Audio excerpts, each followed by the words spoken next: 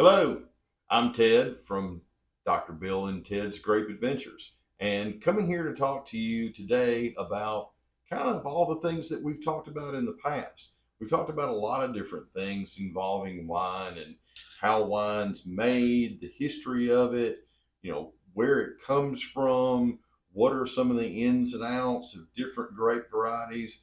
But one of the coolest things I think about wine is basically what wine does, being it, a great thing for gathering friends and family, great food pairings, but inevitably the avenues that wine opens up. One of the best of those is what we call travel retail, which is where you actually get to go to the great regions that actually grow grapes and make wine and explore those areas and all the great things that those places and their vineyards and their wineries can offer.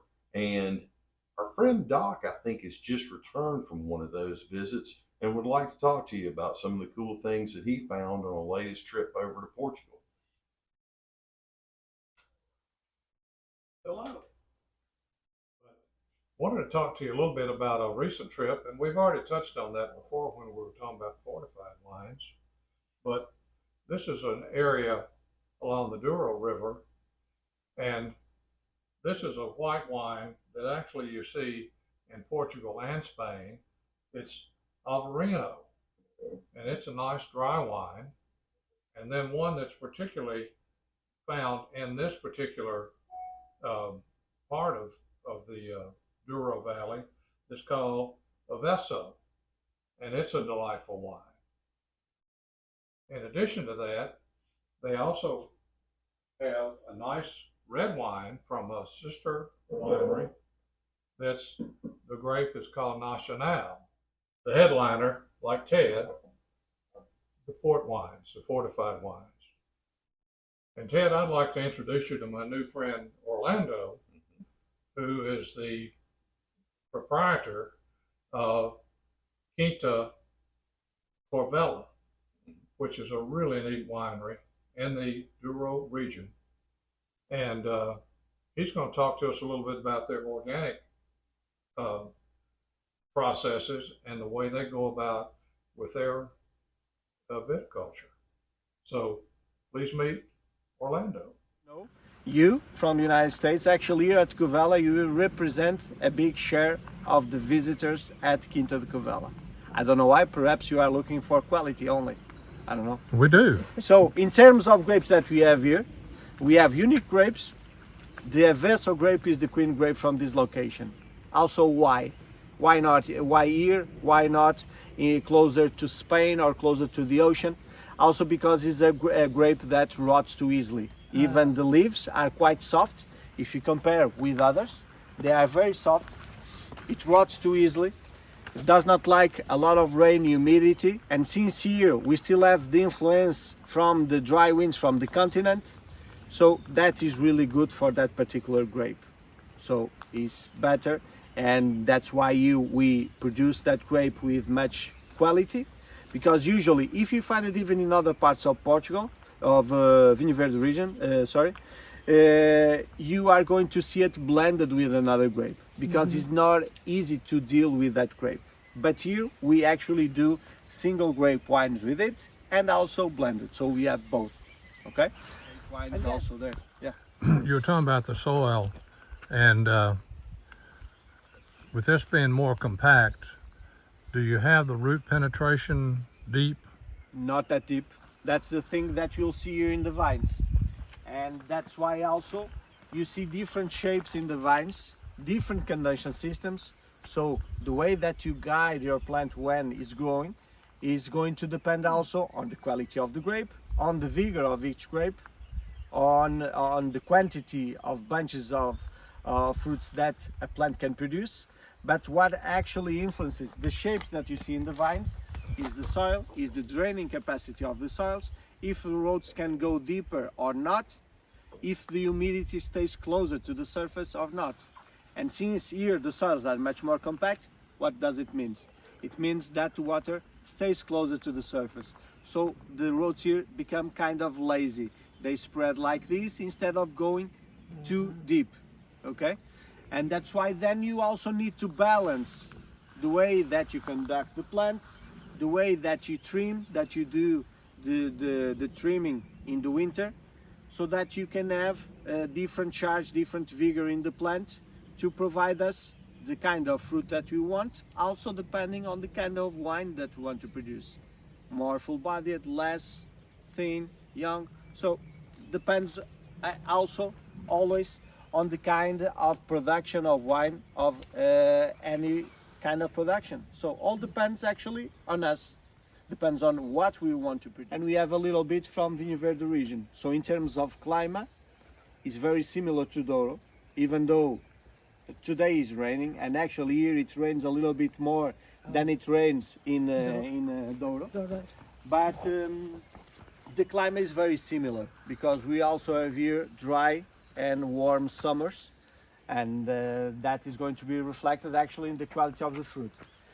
But then, why this is not Douro, since we are too close? We could be there inside of the border of the demarcation Douro, but in 1756 the demarcation was made from Douro by Marquês de Pombal, and of course we stayed outside of that demarcation. And actually one big difference is the quality of the soil. So the soil here is not slate, it's not schisto. You'll be able to see, if you go to Douro, you see a totally different kind of rock.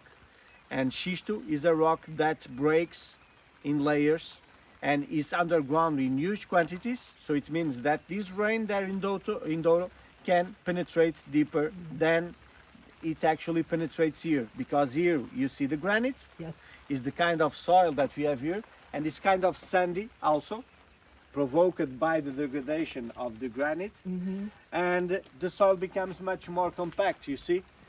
And what happens to the rain? Cannot go that deeper. So the draining capacity of the soils here is not the same draining capacity as Douro.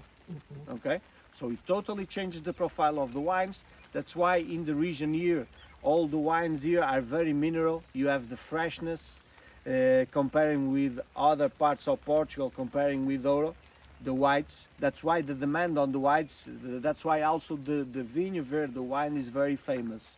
But as I told you here again, we don't produce the wine with no addition, with addition of gas, okay? So we don't add anything to the wine. The idea is to express the fruit, the grape itself, without adding anything.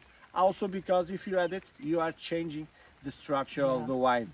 So if you change that, if you change the pH also, it means that that wine is not going to be able to last longer. So there are a few things in the wine, as you know, that gives you the chance to be able to enjoy the wine later.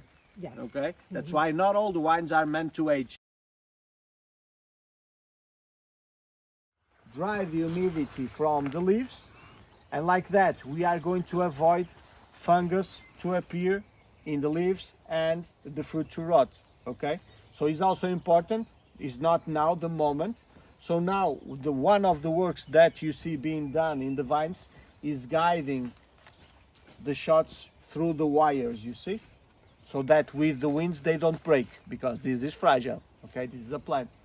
But soon, when we start to have the fruits a little bit bigger, those leaves we are going to take them away, so that when the sun rises, they will be here, the sunlight, to dry the humidity from the night, and like that we are preventing fungus and diseases to appear in the leaves. So everything is connected. All starts with the energy of the sun. All the photosynthesis made by the vines and also by the flowers that you see here, they become an ecosystem that is important. Here, as I told you, we have moisture, so this technique is going to help to hold the moisture longer, but we also have a dripping system. So we installed here a dripping system in 2011 when we bought the property. So Lima Smith is the owner nowadays, and the property was bought, and by then the vines were also replanted, some of them. That's why now you see that it's quite wide between the rows, allowing a tractor to get inside, and the tractor is going to help us, for example, to put the weeds down. So like that, by putting them down, we also keep seeds for the next spring. Okay, And even though we use a tractor, by the time that we do the harvest, that is going to start at the last week of August, usually, and depends on the weather also, and on the moment, the maturation point of each grape, then we'll start to harvest, and everything is picked by hand. Yeah. Okay, so like that you can choose actually if the fruit is good or not. So we'll not put bad rotten fruits there in the winery. That's not our idea. Okay, so this is it, the way that we do it in a more natural way. We want to keep it like this. So like this we prevent the erosion of the soils.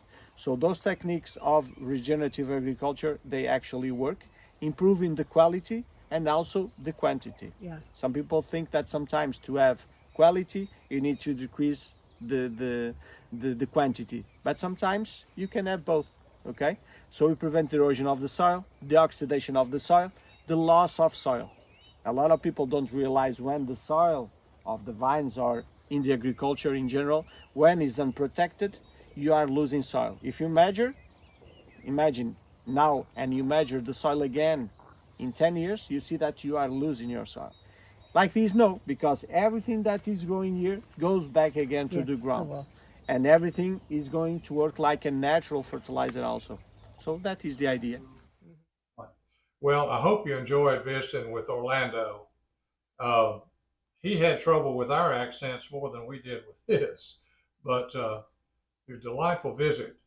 Ted, what are your thoughts about that? I was- Different. Yeah, I was really impressed with Orlando and what they have going on, kind of their new world organic approach to, what's considered kind of an old world, wine region, with what they were doing with, organic farming and ground cover and, things like that. So really, really neat little video. Yeah, a star is born. Get out there, see some of these great regions, try some of these great wines, and visit some of these great people like Orlando. Go for it. As always, like, comment, subscribe.